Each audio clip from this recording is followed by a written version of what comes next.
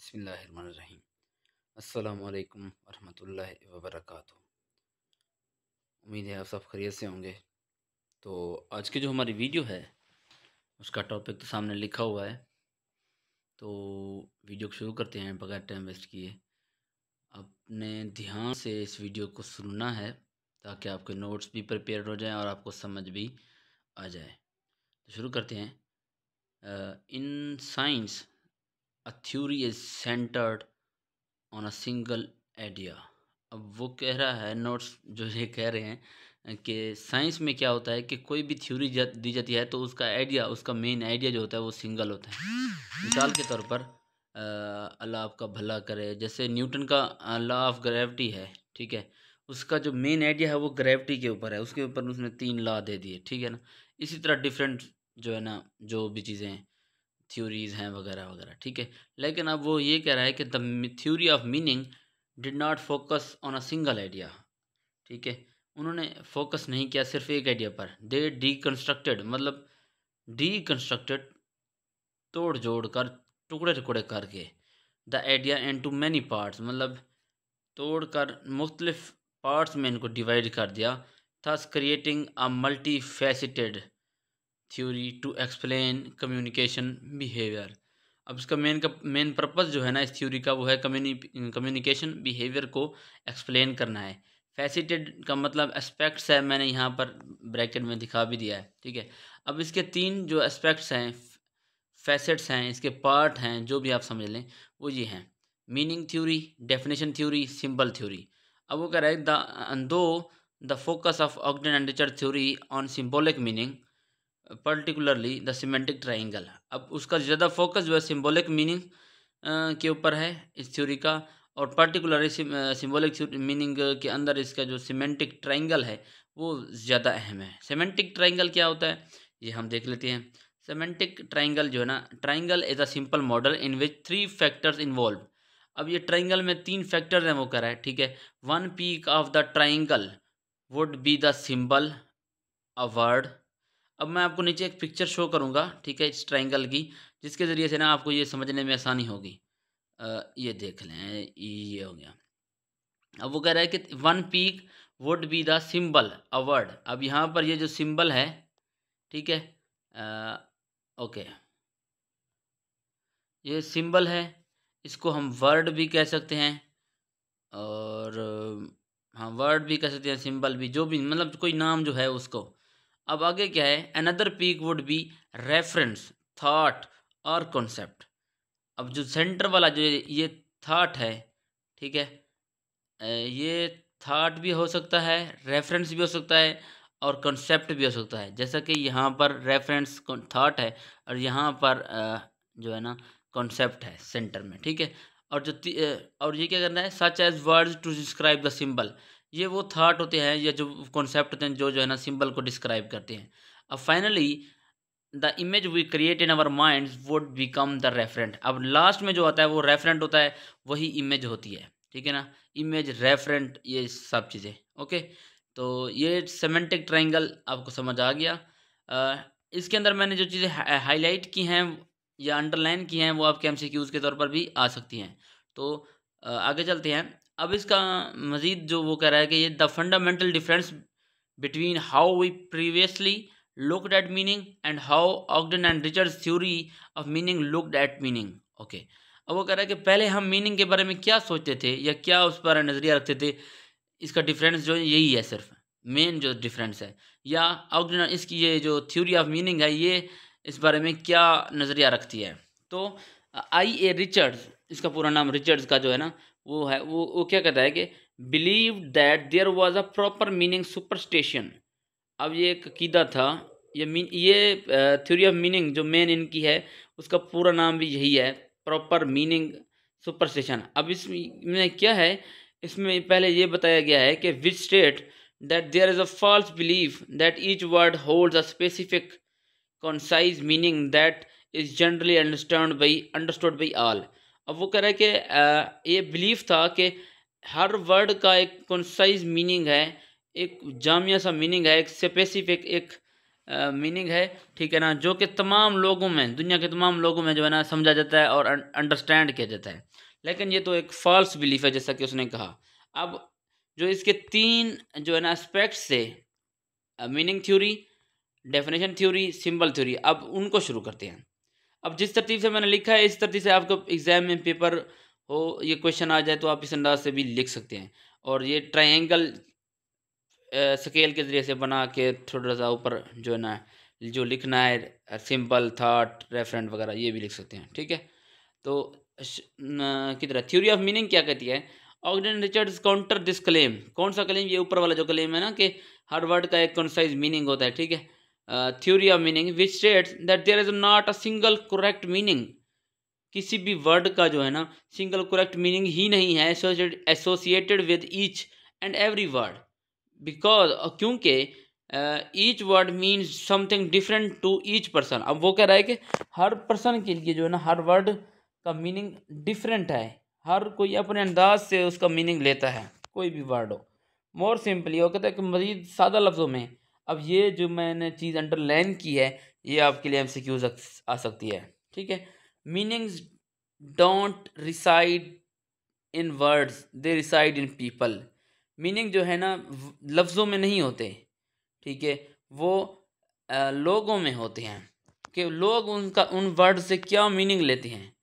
ये नहीं है कि उन वर्ड के अंदर ही मीनिंग मौजूद है, नहीं। हर मतलब एक डिफरेंट लैंग्वेज या डिफरेंट कंट्रीज़ में तो एक ही वर्ड यूज़ तो हो सकता है दूसरी लैंग्वेज में, लेकिन मीनिंग अलग अलग लिए जा सकते हैं। हर बंदा अपने अंदाज से अपनी ज़रूरियात के मुताबिक उससे मीनिंग अक्स करता है, ठीक है।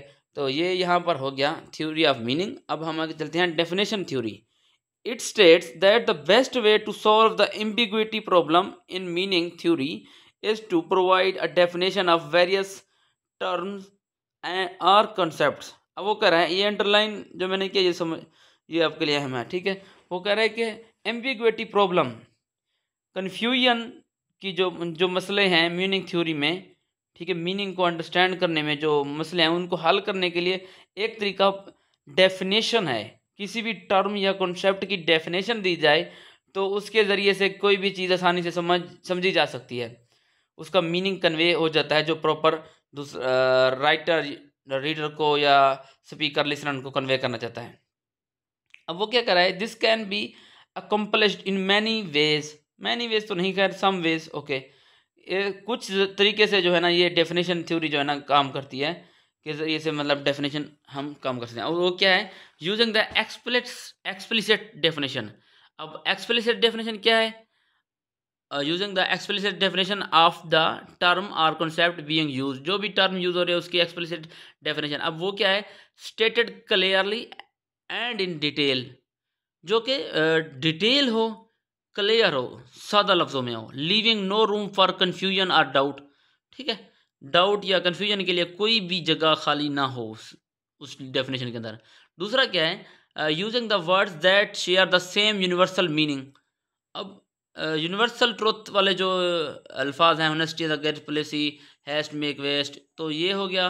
या कोई ऐसा वर्ड, सन राइजेज, मतलब सूरज जो है ना मशरक़ से मगरब से निकलता है, मशरक़ में ग़ुरूब होता है, या मशरक़ वगैरह जो जो जो भी है, खैर।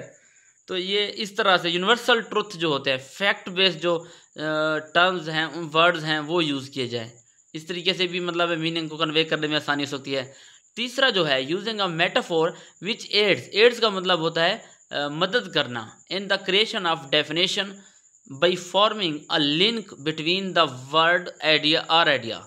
वर्ड और आइडिया ये एक ही चीज़ में एक है, जैसे खुश व खुर्रम एक ही चीज़ को है ना, तो इसी तरह वर्ड और आइडिया एक ही चीज़, एंड एन एक्सपीरियंस।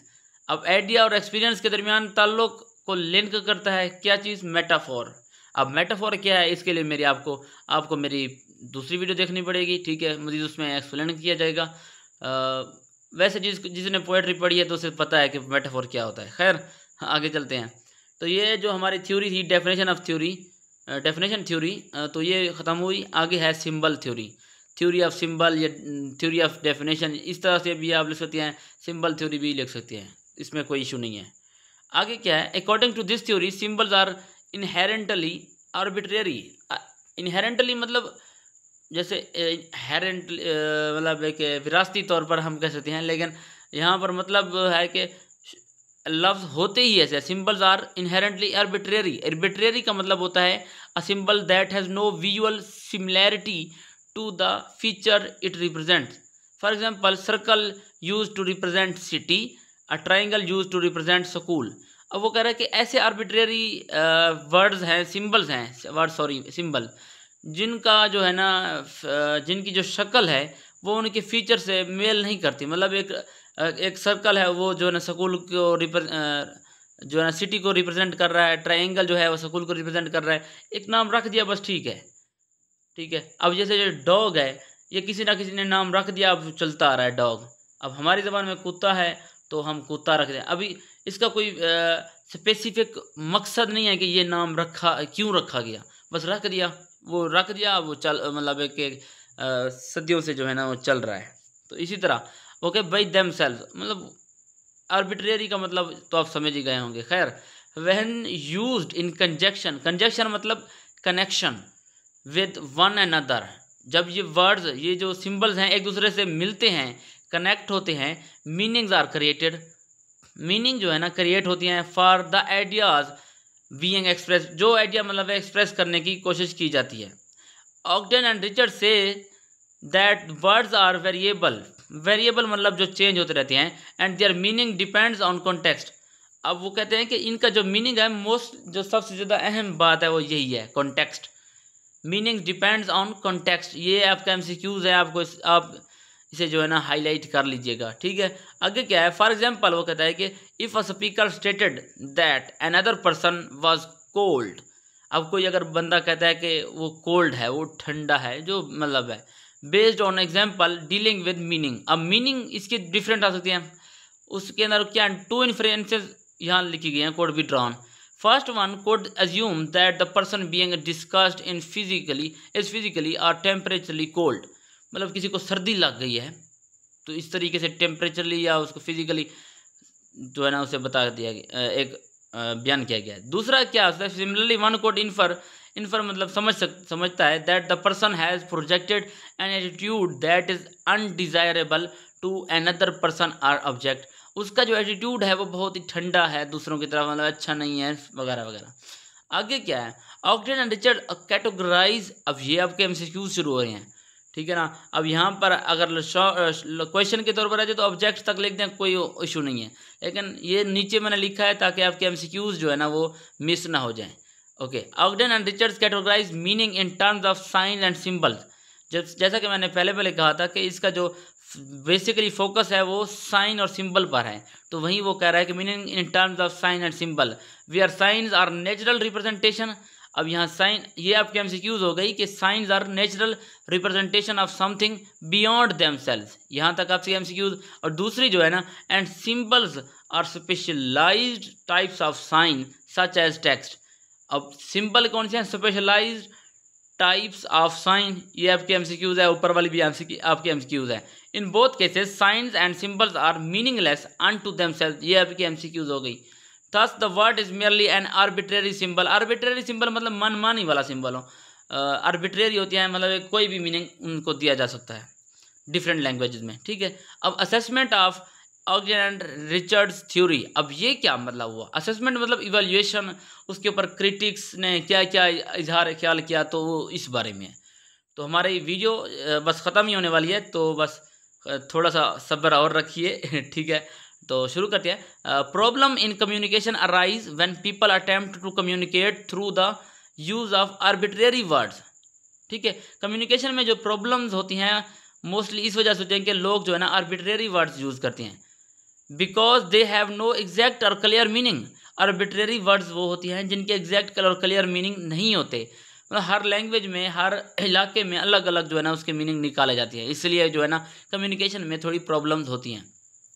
अब वो क्या कर रहा है कि Ogden and Richard theories are not flawless, flawless मतलब गलती से पाक नहीं है, उनकी थ्योरीज में भी थोड़ी कमी बेशी है, ठीक है। ये आपके एमसीक्यूज हैं।